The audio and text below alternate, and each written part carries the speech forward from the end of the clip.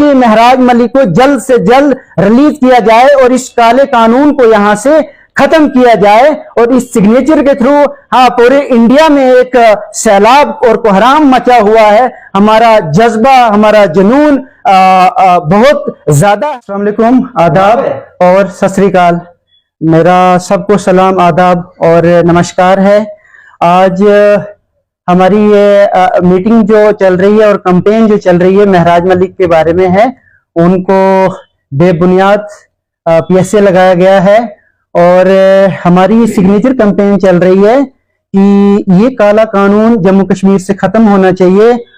Repeal PSA from J&K and release Mehraj Malik, क्योंकि उन पे ये एक्ट बनता नहीं है जो जबरदस्ती उन पे थोपा गया है। ये एक्ट बना था, शेख मोहम्मद अब्दुल्ला ने लाया था। यहाँ पे फॉरेस्ट की स्मगलिंग होती थी, लोग यहाँ पे जंगलात के जंगलात खत्म कर रहे थे, तो उसको रोकने के लिए यहाँ पे ये एक्ट लाया गया था। लेकिन आज की डेट में तब तो जंगलात की स्मगलिंग होती थी, आज हमारे ईमानदार लोगों की स्मगलिंग होने लगी। कानून ने जितने भी ईमानदार लोग बात करने वाले हैं उनको PSA के थ्रू अंदर कर दिया। जो हम चाहते हैं कि फिलफोर इस PSA को जम्मू कश्मीर से खत्म किया जाए और महराज मलिक को रिलीज किया जाए। यहाँ पे गवर्नमेंट रही मेरे ख्याल से 10-11 साल बीजेपी की रही, वादे उन्होंने भी किए थे जो पूरे नहीं हुए। गरीबों पे लोड बढ़ता जा रहा है, गरीब दबता जा रहा है। लेकिन अब कहीं ना कहीं इलेक्शन हुए थे और उमर अब्दुल्ला की सरकार बनी थी, वादे तो उन्होंने भी किए थे। सिलेंडर फ्री जो बीजेपी ने बोला था हम भी फ्री देंगे, उमर अब्दुल्ला ने भी वही बोला। महिलाओं की जो मतलब बूढ़ी हैं उनकी उसमें जो पेंशन मिलती है उसमें इजाफा होगा, सिलेंडर फ्री होंगे और रोजगार के नए नए 1 लाख नौकरियां देंगे। ऐसे मोदी जी ने भी कहा था कि 15 लाख आपके खाते में आ जाएंगे, वो भी नहीं आए।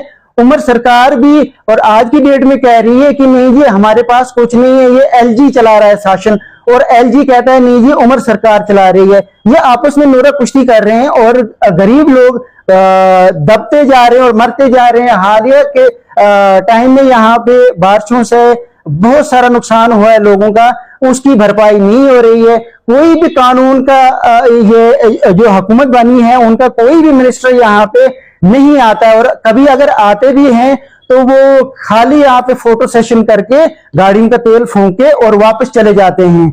और हम चाहते हैं कि यहाँ पे अगर हुकूमत भी है तो इसका इस्तेमाल भी हो, गरीबों की गरीबी दूर हो जाए। हालिया में आपने कहा कि GST कम हुआ है, लेकिन उसमें हमें 1% भी फायदा नहीं दिख रहा है, क्योंकि जो चीज जैसे आती थी वो ऐसे ही आ रही है, हमें कोई फायदा दिख नहीं रहा है। यहाँ पे हमारा लॉस है, नुकसान है। हम चाहते हैं कि गरीब किसी न किसी तरीके से अपलिफ्ट होता, मगर ऐसा नहीं। हम उमर सरकार से कह रहे हैं कि आप भी इस सिग्नेचर कैंपेन में हिस्सा ले लें, ताकि हमें भी लगे वाकई आप ईमानदार लोगों के साथ खड़े हैं और जालिम के खिलाफ आप खड़े हैं। आपने इमरजेंसी सेशन बुलाना था, वो भी नहीं बुलाया आपने। अब असेंबली शुरू होने वाली है, हम चाहते हैं कि आप रेजोल्यूशन पास करो और इस PSA को खत्म कर दो, वरना किससे कहानियां बनकर रहेंगी। आपने पिछले टाइम जब ये MP का इलेक्शन हुआ था उसमें आपने अपनी सीट से हाथ धोए थे, लेकिन उसके बाद आपने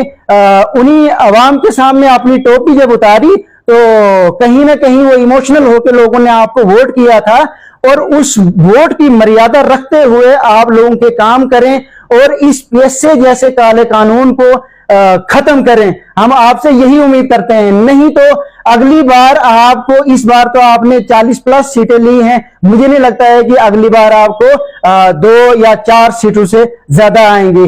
तो हमारे साथ ये सारे लोग हैं जिन्होंने इस कैंपेन में हिस्सा लिया है, इन्होंने सिग्नेचर भी किए हैं, और हम चाहते हैं ये हमारी आवाज हुकूमत तक पहुंचे ताकि महराज मलिक को जल्द से जल्द रिलीज किया जाए और इस काले कानून को यहां से खत्म किया जाए। और इस सिग्नेचर के थ्रू पूरे इंडिया में एक सैलाब और कोहराम मचा हुआ है। हमारा जज्बा, हमारा जुनून बहुत ज्यादा है। हमारे पास इस वक्त प्रिंटिंग प्रेस से पोस्टर कम निकल रहे हैं, जबकि लोग जहां 5,000 मांगते हैं हम वहां बड़ी मुश्किल से 2 या 400 पोस्टर पहुंचा पा रहे हैं। लेकिन फिर भी हम हुकूमत को दिखाना चाहते हैं कि हम इस काले कानून के खिलाफ हैं, और महराज मलिक को जो लीगल आपने बंद किया हुआ है, हम जुडिशरी से भी कहेंगे कि कहीं ना कहीं आप गरीबों के हक में फैसला करें। इस वक्त ये कॉन्स्टिट्यूएंसी लावारिस हो चुकी है, यहां पे गरीबों की आवाज कोई उठाने वाला नहीं है। महराज बेबाकी से बात करने वाला लीडर था, उसको आपने सलाखों के पीछे कर दिया है, और ये कॉन्स्टिट्यूएंसी जो है इस वक्त गरीबी में झुलस रही है। हमारे पास कोई लीडर नहीं है। हम चाहते हैं कि हमारे लीडर को फिलफोर रिहा किया जाए, ताकि वो अपना टेन्योर यहाँ पे बड़ी आसानी से निकाले और गरीबों के काम कर सके।